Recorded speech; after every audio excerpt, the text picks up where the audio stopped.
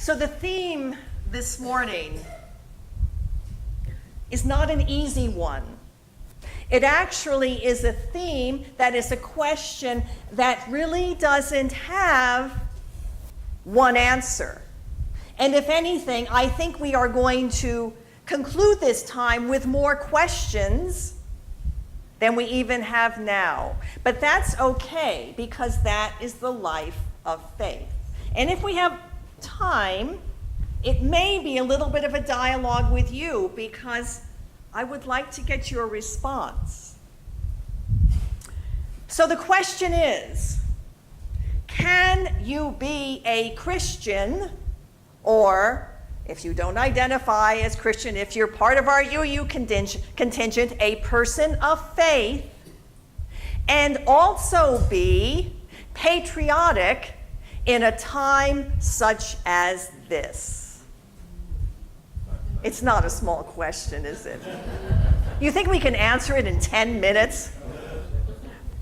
Thankfully, we have an adult education program following church, and the conversation can continue then. But we'll see. I may be able to bring it out to you, and I hope that we'll have a bit of time during this service. It's a tough question, and here is what makes it tougher. I believe that most of us here today would answer it differently. Now, does that mean there's a right answer and there's a wrong answer? Does it mean that we don't respect the answers that we don't agree with?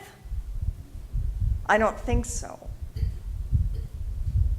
But as we begin to explore this question, I just want to begin with this one phrase. And Jesus said, "Whoever gives to one of these little ones even a cup of cold water, because he or she is a disciple, truly I say to you, that person shall not lose his or her reward." What does it mean to be a patriot? And I don't mean the ones that play in Foxborough. That was a bad joke. What does it mean to be patriotic? Well, I like the definition from the Oxford English Dictionary. You see, in many places it just says to be patriotic is to have a love for country. Not a bad thing, but this is what the Oxford English Dictionary says. To be patriotic is to be marked by devotion, and now here's the key word, to the well-being of one's country. I like that definition. To be marked by devotion to the well-being of one's country. How does a Christian or a person of faith mark devotion to the well-being of one's country? Jesus said, "Whoever gives to one of these little ones even a cup of cold water, because that person is a disciple, truly I tell you, that person has received his or her reward." Let me give you another quote. This comes from William Sloane Coffin. He said, when he was accused of not being patriotic because in his ministry he would often take on policies in the United States that he felt were unjust, he said this, and I know, Tom, you know this quote well. He would say he has a lover's quarrel with America. Now, how many of you are in a relationship, a loving relationship? Somebody who you really love, okay? A lot of us here, okay? Now, do you ever quarrel? Okay? But you know what? You're still together. You still love each other. It is possible to love your country to be devoted to the well-being of your country as a person of faith, as a Christian, and still love your country. In fact, what happens when you have a little bit of a quarrel at home? Sometimes the relationship deepens, doesn't it? Sometimes it gets better. You grow in your understanding. One more quote, and this will pertain to our study following worship. The Reverend Dr. William Barber II is what spoke yesterday at the UCC General Synod, which is taking place in Baltimore this weekend. This is what he says, that people of faith, in particular, he was speaking to those who are part of the UCC, need to do in relation to their relationship with their country, this one, we need to learn to speak in moral language. We need to recover the passion of moral transformation. And then he goes on to say, now some of you may disagree with this. I'm just the messenger of this one. This is no time for polite conversation about alternative facts.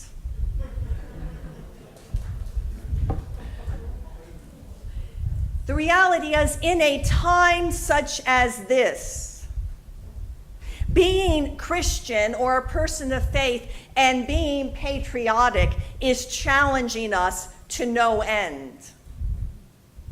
Because for some of us, they're two separate questions.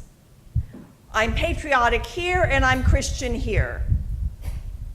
For others of us, when we understand how Jesus shows us how to live, because Jesus said, truly, whoever gives to one of these little ones even a cup of water, cold water, is a disciple, then when we look at what's happening in our country today with the divisions, with the lack of welcome, we are struggling. We are struggling with the health care proposal. We are struggling with the policies that are saying you're not welcomed in this land. We're struggling with pulling out of the Paris Climate Treaty. Because Jesus said, whoever gives to one of these little ones even a cup of cold water, if you're in Arizona right now, you're hot and you need that cup of cold water. And you know what? The people in Arizona who are really hot, they're not the ones who can afford air conditioning. They're the ones who can't. They need the cup of cold water.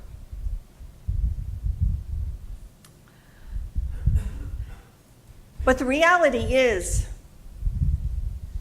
for all of us here, when we think about this question, being Christian or being patriotic, being philosophical about it doesn't work. Because I think every single one of us here is answering that question through our own experience. If you have a military experience, you may answer it one way. If you have the experience of marching in the civil rights movement in the 1960s, you may answer it another way. So all I can do right now is answer it the way that it's meaningful to me and invite you to reflect on what it should be. So here it is, and I'm just going to tell two quick stories. When I was in 7th grade, I segued from New York City public schools to a private school. But it wasn't just a private school, it was an international school. It was the United Nations International School. It was not intentionally an American school. Now, this may come as a bit of a surprise to you, but I'm not going to make any apologies for it. We never said the Pledge of Allegiance. Why would we? It wasn't an American school. It was a school that was part of the United Nations. And there we were all thrown together. My class only had 80 students. It was very small. Each class only had about 80 students. But we were a mixture of everything in the world.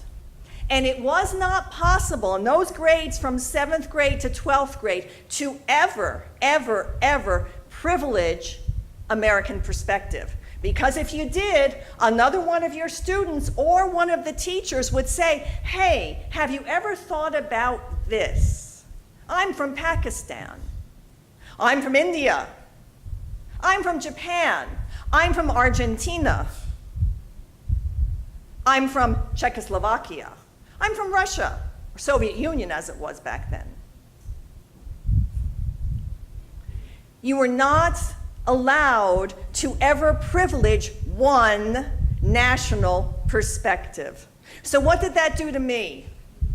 It changed me. Why?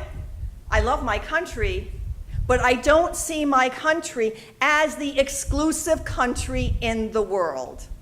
And how does that inform my Christian faith, or how does my Christian faith inform it? When I read the words of Jesus, they tell me that as a person of faith, I have an obligation to bring that cup of cold water to everyone who is suffering in every single country. And I cannot claim my beliefs as the ones that matter most. So when I'm a Christian, which I try my best to be, and a patriot, I do all I can to be devoted to the well-being of this country, this beautiful country where there's amazing freedom, in the context of a world that has amazingness, and I know that's not a word, also. But then I went to Union Seminary and worked at Riverside Church. And I brought my global perspective. And I love my global perspective, but I wasn't paying attention because of that to the perspectives of those in this country whose voices had been diminished, not been heard. So I remember sitting in classes at Union Seminary and being challenged by my African American classmates and professors who would say, what you're saying is white America. This is our experience as part of Black America. And I listened. And I realized the evolution for me and revelation for me at that time was realizing that as a Christian, as one who pays attention when Jesus sends us forth to bring that cup of cold water to those in need, I needed to listen to the voices of those that at that time weren't really in the history books. Those who were descendants of slaves, those who were native peoples who now are on reservations, those who came to New York City and other places at the turn of the century, 1800s to 1900s, who were Irish, who were Italian, who were Jewish, who were forced to live in ghettos. So I saw a different America, and I said, as a Christian, I must be devoted to the well-being of those in this country who deserve the same freedoms that we do.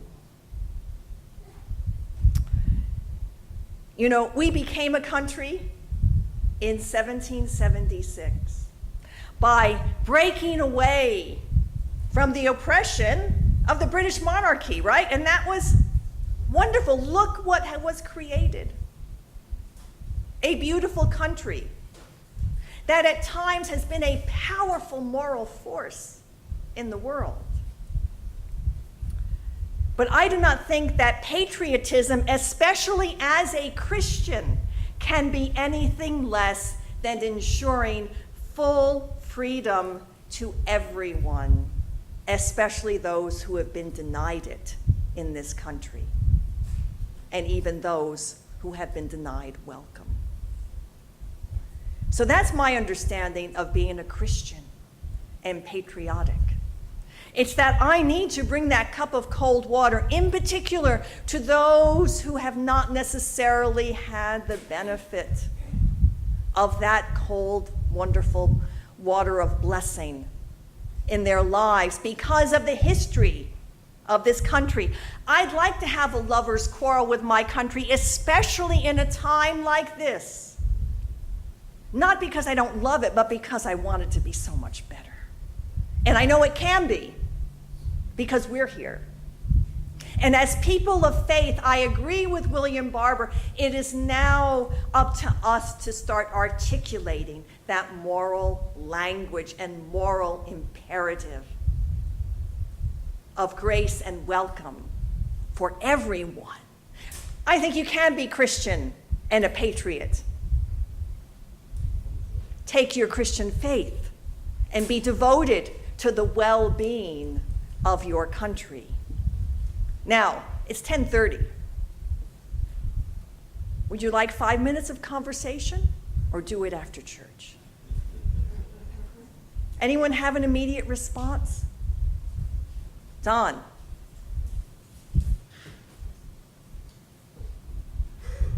Thank you, Sally, for this wonderful sermon. It really struck me because of the fact that I was in the military.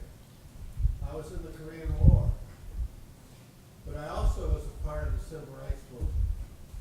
And I also was against the Vietnam War. So I had a conflict. But I was changed because of my faith. And that faith was certainly influenced by Dietrich Bonhoeffer, who was a patriot, who did not see he did not like what was happening to his country. So he fought against it. And I think that we have that same responsibility. And I like what Barbara says, I like what you said. It's our moral Christian responsibility to challenge what we do not like what's going on in our country. Thank you. Thank you, Don. Amen. As I said, you all may not agree with this. You may have a different word to say. Is there one more response? Then we'll continue the conversation after church. Betsy. I feel that we cannot leave our church behind when we go into our daily lives. I cannot believe we can leave our daily life behind and I believe it's one whole big thing. And I think we have to protect our rights, our love for our country, our community. Amen. That could not be said better. Did you all hear what Betsy said? We cannot leave our church life when we go into our daily life. We cannot leave our daily life when we come into our church life. It is all one. Betsy, there could be no better concluding words. Thank you. Thank you. Let's continue the conversation during our adult education program following church.